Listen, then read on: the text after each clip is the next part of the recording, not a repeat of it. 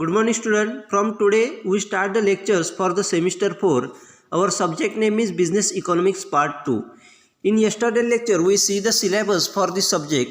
In that we got the idea about the entire syllabus for this subject. We have 4 units for this subject. First is Introduction to the Microeconomic Data and Theory. Then second is Money Inflation, Monetary Policy. Then third is constituents of the fiscal policy, and fourth is open economy theory and issue of international trade. From today we start first unit. The first chapter is macroeconomic, meaning scope, importance and circular flow of income and expenditure. In this chapter we learn about the introduction to the macroeconomic, scope and importance of macroeconomics, circular flow of income, closed economy model, 2-sector model, closed economy model, 3-sector model and open economy model, 4-sector model. This part we learn in this chapter. In today's lecture we learn about the introduction to the macroeconomic, scope and importance of macroeconomic. So we start with first introduction to the macroeconomic. The term macroeconomics is derived from the Greek word macros, which means large. Macroeconomics deals with the analysis of large aggregates and their averages in the economy as a whole rather than with the particular item in it. It analyzes the working of the whole economic system with the reference to the behavior of the large aggregates in the economy. Hence it is called the aggregative economics. म्हणजे ज्या ठिकाणी आपल्याला micro इकॉनॉमीचे introduction दिलेले आहे, तर macro economy हा कशावरून त्या ठिकाणी तयार झाली, तर ग्रीक वर्ड मॅक्रोज याच्यावरून त्या ठिकाणी आपल्याला मायक्रो इकॉनॉमी ही तयार झालेली दिसून येते. तर मॅक्रोज म्हणजेच काय, तर लार्ज म्हणजेच मोठ्या प्रमाणात ज्या वेळेला आपण स्टडी करत असतो त्यालाच त्या ठिकाणी आपण मॅक्रो इकॉनॉमीज असं म्हटलं जातं. तर मॅक्रो इकॉनॉमीजमध्ये काय केलं जातं, तर जे काही लार्ज ॲग्रिगेट असतील किंवा इकॉनॉमीमध्ये जे काही लार्ज ॲग्रिगेटचे ॲव्हरेजेस असतील त्याचा अभ्यास त्या ठिकाणी आपल्याला मॅक्रो इकॉनॉमीच्या माध्यमातून आपल्याला केलेला दिसून येतो. म्हणजेच आपण जर पाहिलं तर आपल्याला लक्षात येईल की मायक्रो इकॉनॉमीमध्ये आपण एका पर्टिक्युलर आयटमच्या ठिकाणी आपण अभ्यास करत असतो, स्टडी करत असतो. परंतु मॅक्रो इकॉनॉमीजमध्ये तसं न करता पूर्ण जे काही ओव्हरऑल ॲग्रिगेटेड आहेत किंवा ॲग्रिगेट जे आहेत, लार्ज ॲग्रिगेट जे आहेत त्याचं ॲनालिसिस किंवा ओव्हरऑल इकॉनॉमीचं ॲनालिसिस हे त्या ठिकाणी आपल्याला मॅक्रो इकॉनॉमीच्या माध्यमातून केलेलं आपल्याला दिसून येतं. म्हणजेच थोडक्यात त्या ठिकाणी मॅक्रो इकॉनॉमीच्या माध्यमातून त्या ठिकाणी होल इकॉनॉमिक सिस्टम आहे, त्या पूर्ण होल इकॉनॉमिक सिस्टमचं एका पर्टिक्युलर रेफरन्सच्या माध्यमातून लार्ज ॲग्रिगेटच्या रेफरन्स किंवा बिहेवियरच्या माध्यमातून रेफरन्समधून त्या ठिकाणी आपल्याला इकॉनॉमिक ॲनालिसिस हे केलं जातं. त्यामुळेच त्याला ॲग्रिगेटिव्ह इकॉनॉमिक्स असं देखील म्हटलं जातं. म्हणजेच मॅक्रो इकॉनॉमिकला ठिकाणी ॲग्रिगेटिव्ह इकॉनॉमिक्स असं देखील म्हटलं जातं. या ठिकाणी आपल्याला डेफिनेशन दिली आहे, ते डेफिनेशन आपण पाहूया.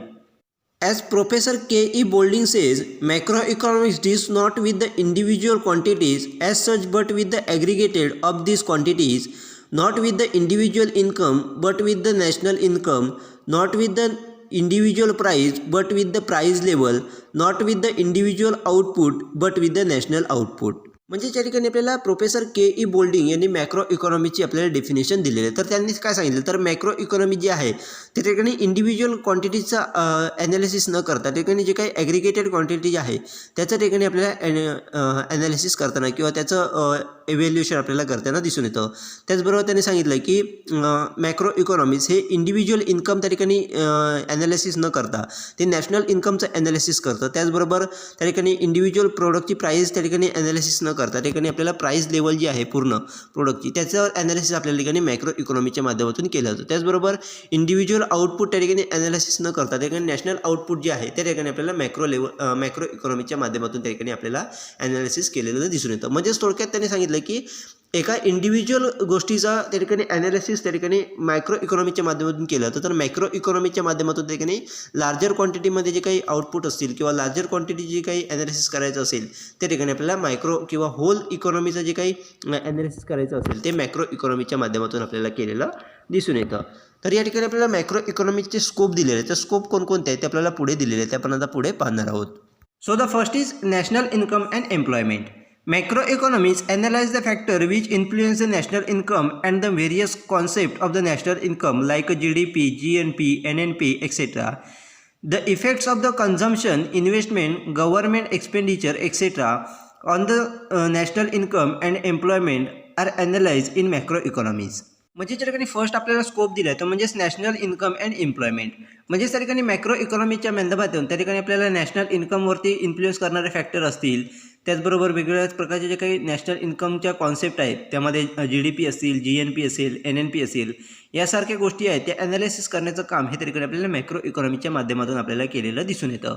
त्याचबरोबर नॅशनल इन्कमवरती किंवा एम्प्लॉयमेंटवरती इफेक्ट करणारे फॅक्टर असतील, मग कन्झम्पशन असेल, इन्व्हेस्टमेंट असेल, गव्हर्नमेंट एक्सपेंडिचर असेल, यासारख्या ज्या काही गोष्टी असतील त्या ॲनालिसिस करण्याचं काम हे तरीकडे आपल्याला मॅक्रो इकॉनॉमीच्या माध्यमातून आपल्याला केलेलं दिसून येतं. म्हणजेच थोडक्यात तरीकडे नॅशनल लेवलची जी काही इकॉनॉमिक डेव्हलपमेंट आहे त्याच्याविषयीचे जे काही ॲनालिसिस करायचं असेल ते ॲनालिसिस करण्याचं काम हे त्या ठिकाणी आपल्याला मॅक्रो इकॉनॉमीच्या माध्यमातून केलेलं आपल्याला दिसून येतं.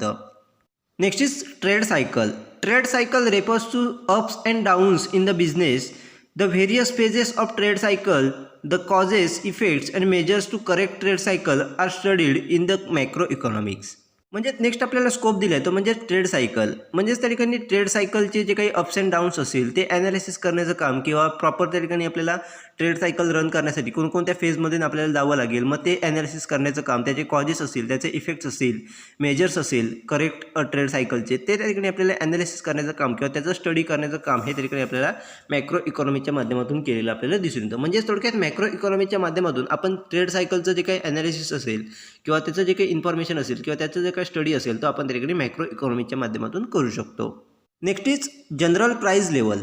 Determine of the general price level, concept of inflation, its causes, effects and control of inflation form the important components of the macroeconomies.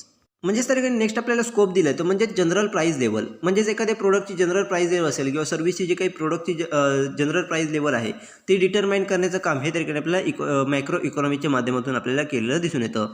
त्याचबरोबर इन्फ्लेशन, महागाई असेल, मग त्याचे इफेक्ट असतील, त्याचे कॉजेस असतील किंवा ते आपण इन्फ्लेशन जे आहे, महागाई आहे, ती आपण कंट्रोलमध्ये कशा पद्धतीने आणू शकतो, त्यासाठी कोणकोणत्या कॉम्पोनंटवरती आपल्याला वर्क करणं गरजेचं आहे, ते स्टडी करण्याचं काम हे त्या ठिकाणी आपल्याला मॅक्रो इकॉनॉमीच्या माध्यमातून आपल्याला केलेलं दिसून येतं. Next is supply of money and demand for money. The various components of money supply, determinants of the money supply theories like a quantity theory of money are discussed in macroeconomics.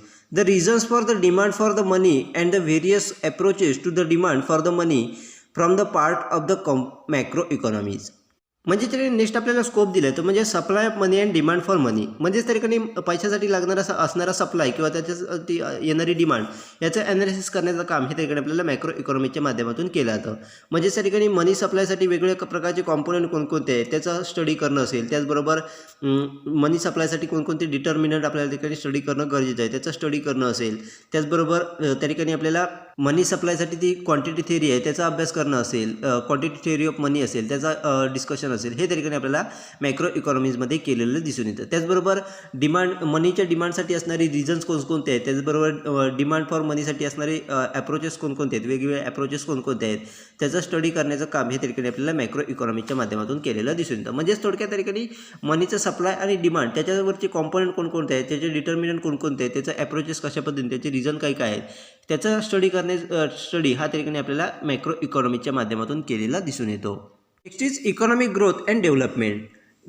J.M. Keynes, who developed the macroeconomic, focus on the problem of trade cycle in the capitalist countries.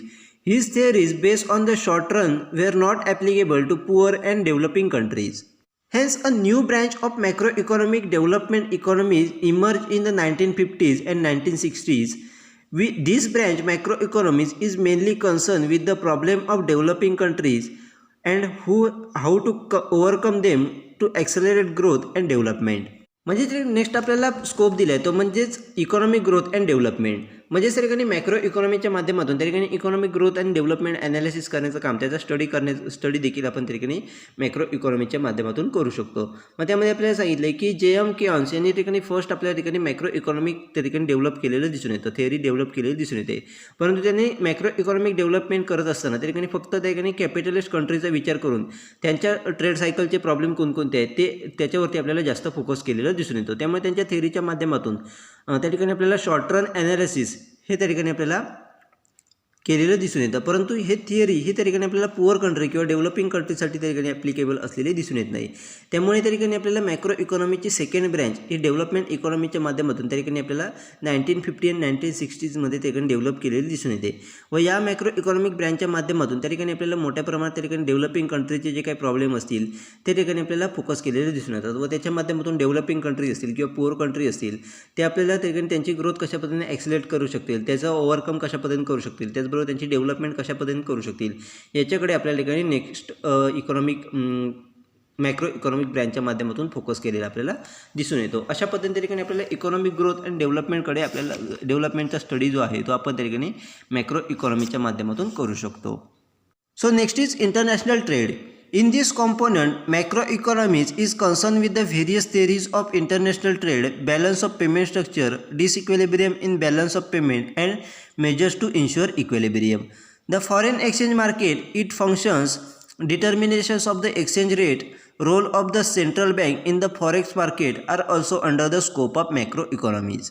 Next आपल्याला scope दिलं आहे तो म्हणजेच international trade. म्हणजेच त्या ठिकाणी international ट्रेडच्या माध्यमातून त्या ठिकाणी आपल्याला मॅक्रो इकॉनॉमिक्स ही त्या ठिकाणी वेगवेगळ्या इंटरनॅशनल ट्रेडच्या वेगवेगळे जे काही कॉन्सेप्ट आहेत किंवा वेगवेगळे थिअरीज आहेत त्यामध्ये आपल्याला स्टडी करताना दिसून येतात. मग त्या ठिकाणी आपल्याला बॅलन्स ऑफ पेमेंट स्ट्रक्चर असेल, त्याचबरोबर डिसिक्विलिब्रियम इन बॅलन्स ऑफ पेमेंट असेल, त्याचबरोबर इन्शुअर डिसिक्विलिब्रियमचं त्याचं मेजर्स असेल, यासारखी स्टडी हा त्या ठिकाणी आपल्याला मॅक्रो इकॉनॉमीच्या माध्यमातून आपल्याला केलेला दिसून येतो.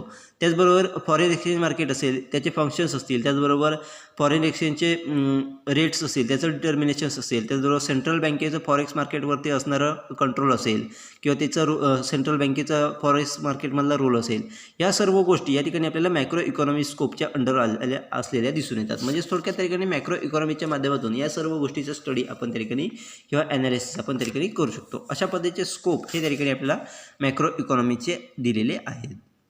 Next is importance and significance of macro economies. म्हणजे त्या ठिकाणी आपल्याला मॅक्रो इकॉनॉमीचे जे काही इम्पॉर्टन्स असतील किंवा सिग्निफिकन्स असतील हे या ठिकाणी आपल्याला दिलेले आहेत. मग ते सिग्निफिकन्स किंवा इम्पॉर्टन्स कोणकोणते आहेत ते आपल्याला पुढे दिलेले आहेत, ते आपण आता पुढे पाहणार आहोत. So the first is economic system. The dynamic economic system can be analyzed easily with the macroeconomies. म्हणजे त्या ठिकाणी फर्स्ट आपल्याला इम्पॉर्टन्स दिले तर म्हणजेच इकॉनॉमिक सिस्टम. म्हणजेच त्या ठिकाणी मॅक्रो इकॉनॉमीच्या माध्यमातून त्या ठिकाणी आपण डायनॅमिक इकॉनॉमिक सिस्टम जे आहे त्या ठिकाणी आपण इझिली ॲनालाइज करू शकतो. म्हणजेच त्या ठिकाणी आपल्याला डायनॅमिक इकॉनॉमिक सिस्टमचं ॲनालिसिस करायचं असेल तर मॅक्रो इकॉनॉमिकच्या माध्यमातून त्या ठिकाणी आपण इझिली ती ॲनालिसिस करू शकतो. Next is economic policies. Government can formulate the economic policy effectively with the help of the macroeconomic policies related to general employment, inflation, national income can be formed meaningfully by the relying the macroeconomics. म्हणजे next आपल्याला importance दिलं आहे तर म्हणजेच economic policies. म्हणजेच त्या ठिकाणी वेगळ्या प्रकारच्या ज्या काही इकॉनॉमिक पॉलिसीज गव्हर्नमेंटकडून फॉर्म केल्या जातात त्या फॉर्म्युलेट करण्यासाठी त्या ठिकाणी आपल्याला मॅक्रो इकॉनॉमीची मदत झालेली दिसून येते. म्हणजेच मॅक्रो इकॉनॉमीच्या माध्यमातून वेगळ्या प्रकारचं ॲनालिसिस करून गव्हर्नमेंट त्या ठिकाणी आपल्याला ज्या काही इकॉनॉमिक पॉलिसीज ज्या आहेत ते इफेक्टिव्हली आपल्याला फॉर्म्युलेट करू शकतात. मग त्या ठिकाणी आपल्याला जनरल एम्प्लॉईच्या रिलेटेड पॉलिसी असेल, त्याचबरोबर इन्फ्लेशनच्या रिलेटेड असेल, त्याचबरोबर नॅशनल इन्कम असेल, यासारखे जे काही पॉलिसीज त्या ठिकाणी आपल्याला तयार करायचे असतात गव्हर्नमेंटच्या माध्यमातून त्या पॉलिसीज तयार करण्यासाठी ठिकाणी आपल्याला मॅक्रो इकॉनॉमीची मदत झालेली दिसून येते. Next is business cycles. Business cycles or trade cycles can be analyse through the macro economic and solutions for the problem of trade cycles can be workout.